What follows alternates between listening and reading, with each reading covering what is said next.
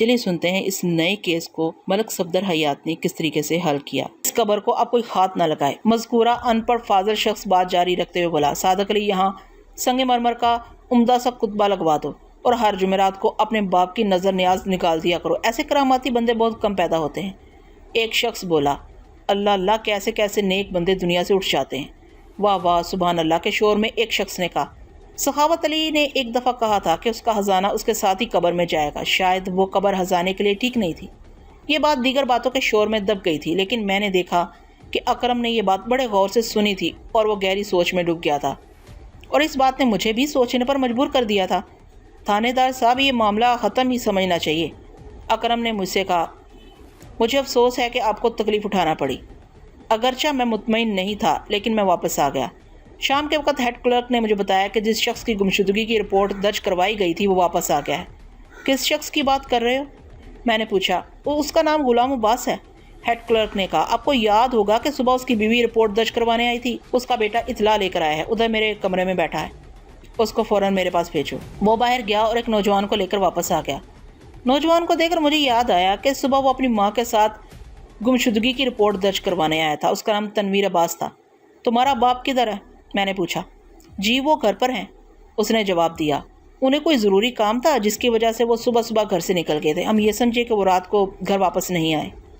انہیں یہ اطلاع دینے خود آنا چاہیے تھا، میں نے کہا۔ ان سے کہنا کہ وہ کل تھانے پر اپنی گمشدگی کا حال پتہ بتائیں اور آئندہ احتیاط کرنا، سوچ سمجھ کر رپورٹ لکھوانی چاہیے، ہمارا وقت اتنا فالتو نہیں ہے۔ اس نے اپنی جلد بازی پر افسوس کا اظہار کیا اور سلام کر کے رخصت ہو گیا۔ چند منٹ کے بعد ایک سپاہی نے مجھے بتایا کہ وہ نوجوان صادق علی کا بھتیجا تھا۔ کون صادق علی؟ میں نے پوچھا۔ جناب وہی صادق علی جس کے باپ کی لاش گم ہو گئی تھی۔ میں نے چونک کر پوچھا، تم نے یہ بات پہلے کیوں نہیں بتائی؟ اب میں سمجھا آپ کو یہ بات معلوم ہوگی۔ اس انکشاف سے میرے ذہن میں کئی سوالات پیدا ہوئے اور ان سوالات کے جواب معلوم کرنے کے لیے غلام عباس سے ملنا ضروری ہو گیا تھا۔ ضروری کاموں سے فارغ ہوتے ہوتے رات کے 8 بج گئے۔ تھانے سے فارغ ہو کر میں پہلے گھر گیا، وہاں کھانا کھایا، تھوڑا سا آرام کیا، لباس تبدیل کر کے غلام عباس کے گھر پہنچ گیا۔ دستک کے جواب میں ایک لڑکی نے دروازہ کھولا اور میرے استفسار پر بولی، ابا جی تو گھر پر نہیں ہیں، کہاں گئے ہیں؟ میں نے پوچھا۔ میں پوچھ کر آتی ہوں۔ وہ دروازہ بھیڑ کر اندر چلی گئی۔ تھوڑی دیر بعد اس کی ماں دروازے پر آئی۔ پہلے تو اس نے مجھے پہچانا نہیں۔ میں نے اپنا تعارف کرایا تو بولی، وہ تو اس وقت نہیں ہے، لڑکے نے آپ کو پیغام پہنچا دیا تھا، میں اسے صبح تھانے بھیج دوں گی۔ کیا وہ آج بھی سیر کرنے گیا ہے؟ اس نے تامل کرتے ہوئے کہا، وہ کسی کام سے لہر پور گیا ہے، صبح تک واپس آ جائے گا۔ معلوم ہوتا ہے اسے اپنے باپ کی موت کا کوئی دکھ نہیں ہے، کل اس کا باپ فوت ہوا ہے اور وہ سیر کرتا پھر رہا ہے۔ ایسی تو بات نہیں ہے جی، زرینہ بیگم نے جواب دیا، وہ ابا جی کے وفات کے سلسلے میں ہی گیا ہے۔ میں نے جیب سے چاندی کی وہ انگوٹھی نکالی جو ولی محمد کے باڑے سے ملی تھی، اسے دکھا کر پوچھا، اس انگوٹھی کو پہچانتی ہو؟ وہ رات کا وقت تھا اور صحن میں لگے ہوئے بلب کی مدھم روشنی دروازے تک پہنچتی تھی۔ زرینہ نے انگوٹھی ہاتھ میں لے کر دیکھی تو اس کے چہرے پر الجھن نمودار ہو گئی۔ چاندی کی انگوٹھی لگتی ہے، اس نے انگوٹھی واپس کرتے ہوئے جواب دیا۔ یہ کس کی انگوٹھی ہے؟ زرینہ بی بی، یہ بات تو میں نے تم سے پوچھی ہے، کیا تم نے اس انگوٹھی کو پہچانا نہیں؟ وہ تامل کرتے بولی، ایسی ایک انگوٹھی میرے آدمی کے پاس بھی ہے، پر پتہ نہیں۔ اس نے وہ انگوٹھی پہچان لی تھی، لیکن وہ اپنی پہچان کا اظہار کرتے ہوئے ہچکچا رہی تھی۔ یہی معاملہ صادق علی اس کے بیٹے کے ساتھ بھی تھا، انہوں نے بھی انگوٹھی پہچان لی تھی لیکن اقرار نہیں کر رہے تھے۔ بی بی، تمہارے گھر میں کوئی خوشبو وغیرہ تو ضرور ہوگی۔ خوشبو؟ اس نے حیرت سے میری طرف دیکھا۔ میرا مطلب ہے کوئی عطر شطر؟ میں نے کہا۔ میں آپ کا مطلب نہیں سمجھی۔ مطلب یہ ہے کہ اندر جا کر عطر کی شیشی لے آؤ، تمہارا آدمی اس کا بہت شوقین ہے۔ وہ ہچکچاتی ہوئی اندر گئی اور ایک چھوٹی سی عطر کی شیشی اٹھا لائی۔ میں نے اس کے ہاتھ سے شیشی لے کر اسے سونگھا، پھر جیب سے وہ پھریری نکال کر اسے بھی سونگھا۔ دونوں کی خوشبو ایک جیسی تھی، غالباً وہ چمیلی کا عطر تھا۔ اب اس بات میں کوئی شک نہیں رہ گیا تھا کہ قبر کھودنے والا عباس ہی تھا، تاہم یہ بات ہنوز تفتیش طلب تھی کہ اس نے ایسا کیوں کیا تھا۔ تمہیں اپنے سسر کی قبر کا معاملہ تو معلوم ہو چکا ہوگا، میں نے کہا۔ گزشتہ رات کسی نے اس کی قبر کھود کر لاش دوسری قبر میں دفنا دی ہے۔ تمہارا دیور اس سلسلے میں تھانے آیا تھا مگر یہاں نظر نہیں آیا۔ ہمیں اس معاملے کا کوئی علم نہیں ہے جی، یہ حرکت صادق علی کی ہو سکتی ہے، ہمارا ان سے زیادہ میل جول نہیں۔ لاش غائب ہونے والی بات تو ساری بستی میں مشہور ہو چکی ہے، میں نے کہا۔ لوگ قبرستان کے چکر لگا رہے ہیں۔ میرا بیٹا تنویر بھی پتہ کرنے گیا تھا، وہ کہتا ہے کہ قبر کے بارے میں غلط فہمی ہو گئی تھی۔ میں نے تو پہلے ہی کہہ دیا تھا کہ لوگوں کو وہم ہو گیا ہے، بھلا کبھی لاش بھی غائب ہوتی ہے؟ غلام عباس لائل پور کیا کرنے گیا ہے؟ اس نے مجھے بتایا نہیں، مردوں کے کام مرد ہی جانے۔ میں عطر کی یہ شیشی ساتھ لیے جا رہا ہوں۔ میں نے کہا تمہارے خاوند کے ہاتھ واپس بھجوا دوں گا، وہ جیسے ہی واپس آئے اسے میرے پاس بھیج دینا۔ ابھی تک سارا معاملہ پولیس کے دائرہ اختیار سے باہر تھا۔ آدھی رات کے وقت قبر کھودنا، لاش کو دوسری قبر میں دفن کرنا یا کسی ویران باڑے کے نلکے پر ہاتھ پیر دھونا کوئی جرم نہیں تھا، لیکن میری چھٹی حس کہہ رہی تھی کہ اس معاملے کی تہہ میں کہیں نہ کہیں کوئی جرم چھپا ہوا تھا۔ میرا اندازہ ٹھیک ہی نکلا۔ علیل صبح قتل کی ایک اطلاع ملی، ایک شخص قبرستان میں قتل ہو گیا تھا۔ میں گھر سے تیار ہو کر سیدھا قبرستان پہنچ گیا۔ وہاں تماشائیوں کا ہجوم تھا۔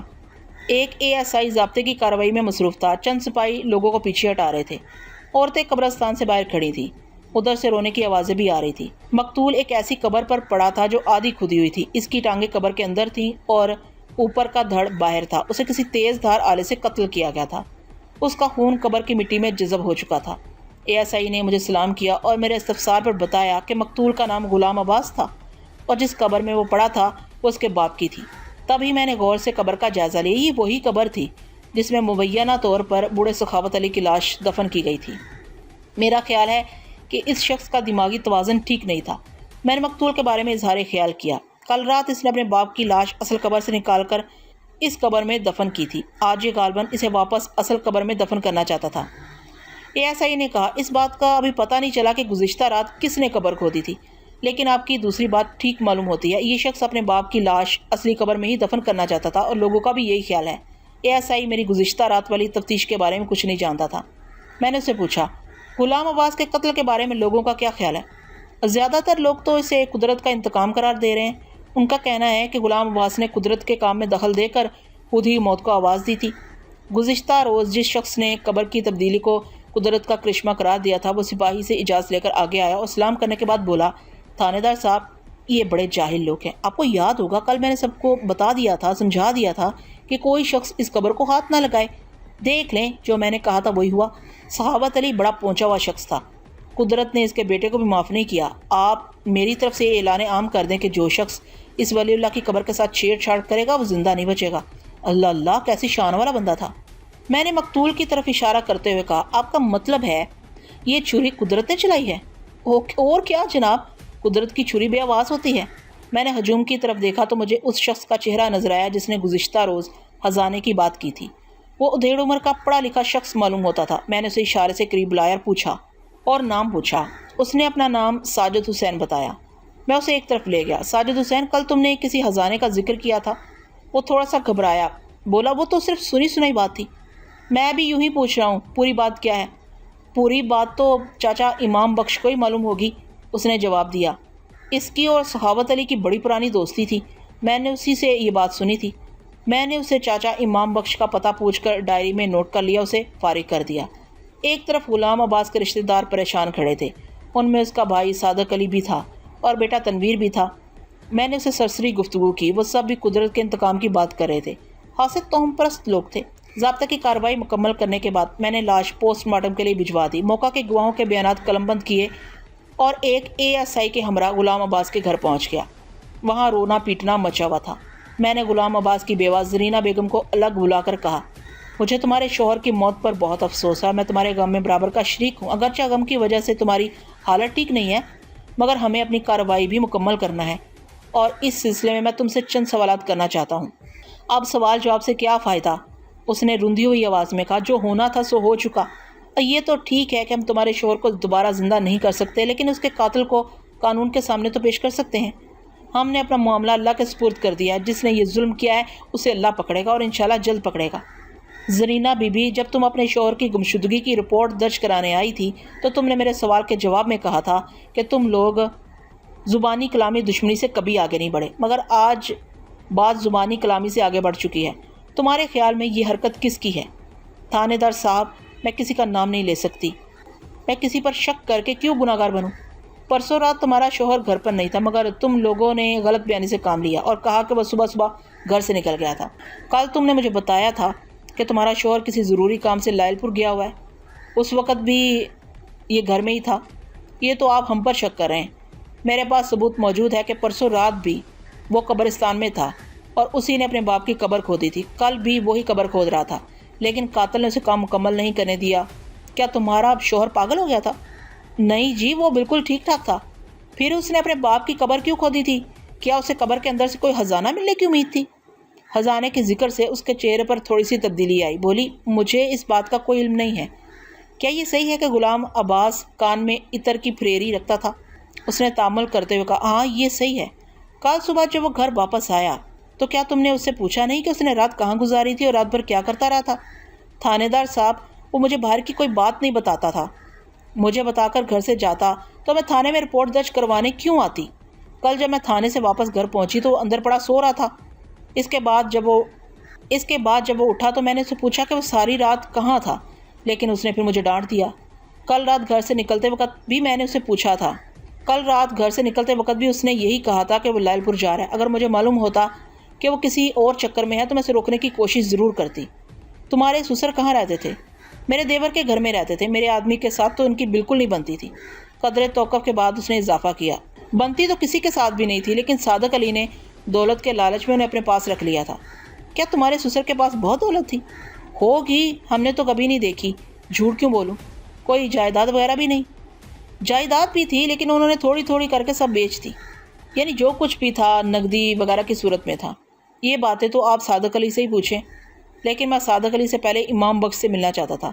امام بخش کی عمر 80 اور 90 برس کے آس پاس معلوم ہوتی تھی۔ گھر کے کشادہ صحن میں استادہ پیڑ کے نیچے چارپائی پر لیٹا ہوا ہمیں دیکھ کر وہ اٹھ بیٹھا۔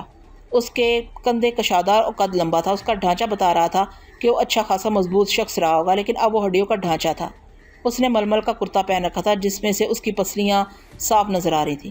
ایک لڑکا ہمارے بیٹھنے کے لیے موڑے لے آیا۔ اس گھر میں درخت کے سائے نظر آ رہے تھے۔ او کاکا، تھانے دار صاحب کے لیے کوئی لسی پانی لے کے آ، بوڑھے نے پاٹدار آواز میں کہا۔ بیٹھو سرکار، تم کو دیکھ کر بڑی خوشی ہوئی۔ ایک زمانہ تھا کہ وردی کی جھلک دے کر میرے پیروں میں پر لگ جاتے تھے۔ میں دیواریں اور کوٹھے پھلانگتا ہوا یہ جا وہ جا ہو جاتا تھا۔ میں نے غور سے اس کی طرف دیکھا اور سمجھ گیا کہ وہ ماضی میں کچھ تھا۔ چاچا، وردی اتنی خوفناک چیز بھی نہیں ہے۔ تھانے دار پتر، وقت کی بات ہے۔ اس زمانے میں مجھے وردی سے زیادہ خطرناک کوئی چیز نہیں لگتی تھی۔ یہ تمہارے پیدا ہونے سے پہلے کی باتیں ہیں، پچھلی صدی کے قصے ہیں۔ اس زمانے کی باتیں ہیں جب ایک آنے سیر چھوٹا گوشت ملتا تھا اور 10 روپے میں شادی ہو جایا کرتی تھی۔ سچ کہتے ہو چاچا۔ خیر سے جوانی میں دھندا کیا تھا تمہارا؟ بوڑھے نے معنی خیز انداز میں سر ہلایا بولا۔ کاکا تو ابھی کچا ہے۔ تھانے دار میری بات سمجھ گیا۔ کبھی موقع ملے تو اپنے سینئر کی پرانی فائلیں ضرور دیکھنا، اس میں امام بخش گجر اور سخاوت علی کا نام ضرور ہوگا۔ ASI نے آنکھیں پھیلا کر میری طرف دیکھا۔ ویسے یہ سب رولا ہی رولا ہے، امام بخش نے بات جاری رکھتے ہوئے۔ بندہ کچھ بھی کر لے، آخر ایک دن اس کی پھوک نکل جاتی ہے۔ جب میں جوان تھا تو بڑا روب داو تھا میرا۔ شریف شرفا مجھے دیکھ کر کان لپیٹ لیا کرتے تھے، لیکن اب میں حرکت کرتا ہوں تو ہڈیاں کھڑکھڑ کرتی ہیں۔ ایک بچہ ہی مجھے دھکا دے دے تو مجھ سے اٹھا نہ جائے۔ میں نے اس کی بات کاٹتے ہوئے کہا، چاچا جوانی کے قصے تو کبھی ختم نہیں ہوتے۔ ہم تم سے سخاوت علی کے بارے میں کچھ پوچھنے آئے ہیں۔ سخاوت علی یعنی سکھے ڈاکو کے بارے میں؟ میں غلام عباس اور صادق علی کے باپ کی بات کر رہا ہوں، جس کا 3 دن پہلے انتقال ہو گیا تھا۔ بوڑھے امام بخش نے ہنسنے کی کوشش کی مگر ہنسی روک بن گئی۔ سنبھل کر بولا، میں بھی اسی کی بات کر رہا ہوں۔ ایک ہی ساتھی رہ گیا تھا، بڑا جیدار بندہ تھا، چیتے کی طرح تیز اور لومڑی کی طرح مکار۔ سکھے کی موت کے بعد اب میں بھی زیادہ دن زندہ نہیں رہوں گا۔ وہ ملنے آ جاتا تھا تو پرانی باتیں کر کے جی بہل جاتا تھا، مگر اب میری باتیں سننے والا کوئی نہیں رہا۔ میں نے سنا ہے سخاوت علی یعنی سکھے کے پاس کوئی خزانہ تھا جسے وہ چھپا کر رکھتا تھا۔ یہ بڑی لمبی کہانی ہے، کبھی فرصت میں آنا تو سناؤں گا۔ اس وقت تو تم جلدی میں معلوم ہوتے ہو۔ آپ کہانی سنائیں، ہمیں کوئی جلدی نہیں ہے۔ بوڑھے امام بخش نے خاصی لمبی چوڑی کہانی سنائی۔ میں اس کا خلاصہ آپ کی خدمت میں پیش کر دیتا ہوں۔ 20ویں صدی کے اوائل میں سخاوت علی عرف سکھے ڈاکو کا کام خاصا زوروں پر تھا۔ چوری، ڈکیتی اور حسدنی اس کا پیشہ تھا۔ اس نے بڑے بڑے سیٹوں کی تجوریاں خالی کی تھیں اور بے حساب دولت لوٹی تھی، لیکن یہ دولت اس کے ہاتھ میں کبھی رکی نہیں تھی۔ جیسے آتی تھی ویسے ہی نکل جاتی تھی۔ جب اس کی جوانی ڈھلنے لگی تو اسے گھر کے آرام کی ضرورت محسوس ہونے لگی۔ اس نے امام بخش سے اس بات کا ذکر کیا، امام بخش نے بھی اس کی تائید کی۔ دونوں نے فیصلہ کیا کہ 2-4 لمبے ہاتھ مارنے کے بعد انہیں کوئی کاروبار شروع کر دینا چاہیے، لیکن ہم اپنے علاقے میں کاروبار نہیں کر سکتے۔ سکھے نے خیال ظاہر کیا، یہاں پولیس ہمیں ایک دن بھی چین سے نہیں بیٹھنے دے گی، چوری ڈکیتی کی ہر واردات ہمارے کھاتے میں ڈال دے گی۔ ایک بات اس کے علاوہ بھی ہے۔ وہ کیا؟ امام بخش نے پوچھا۔ وہ یہ کہ یہاں کوئی شریف آدمی ہمیں بیٹی نہیں دے گا۔ تو کیا تو شادی کرنا چاہتا ہے؟ دیکھ امام بخش، شرافت سے زندگی گزارنے کے لیے شادی بہت ضروری ہے۔ اگر آدمی اکیلا ہو تو محلے والے اسے ٹیڑھی نظروں سے دیکھتے ہیں۔ دیکھو یار سکھے، میں یہ جھنجھٹ نہیں پالنا چاہتا۔ میں نے سنا ہے کہ بندہ جب بھی مار کھاتا ہے بیوی سے کھاتا ہے۔ اوئے فکر نہیں کر، سب ٹھیک ہو جائے گا۔ بہرحال دونوں نے بڑی دیکھ بھال کے بعد ایک علاقہ منتخب کیا اور وہاں جائیداد بنانی شروع کر دی۔ جب وہ اس علاقے میں جاتے تو شریفوں والا خلیہ بنا لیتے اور آنکھیں نیچی رکھتے۔ چند سالوں میں انہوں نے وہاں اچھی خاصی جائیداد بنا لی اور بھینسیں پال کر دودھ کا کاروبار شروع کر دیا۔ چونکہ وہ اپنے آپ کو عزت دار ثابت کرنا چاہتے تھے، اس لیے ہر شخص کے ساتھ بڑی ہوش اخلاقی سے پیش آتے۔ تھوڑے ہی عرصے میں ان کا بھینسوں کا کاروبار خوب چل نکلا اور دونوں نے شادیاں کر لی۔ لیکن ان کی بدقسمتی کہ ان کا ایک پرانا ساتھی جس کا نام جمال تھا، جیل سے فرار ہو کر ان کے پاس پہنچ گیا۔ کچھ عرصہ خیر خیریت سے گزر گیا۔ ایک رات جمال نے 2 ساتھیوں کے ہمراہ ایک قریبی گاؤں میں ڈکیتی کی واردات کی۔ جب وہ واردات مکمل کر کے نکل رہے تھے تو گاؤں والوں نے ان پر حلہ بول دیا۔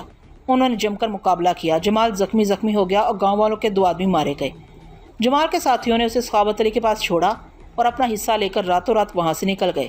اگلی صبح پولیس گاؤں میں پہنچی اور جمال کے ساتھ سخاوت اور امام بخش کو بھی گرفتار کر لیا۔ اس وقت تک کسی کو یہ معلوم نہیں تھا کہ سخاوت علی اور امام بخش پیشہ ور ڈکیت تھے۔ اس بات کا سب سے زیادہ صدمہ سخاوت علی کی بیوی فاطمہ کو ہوا۔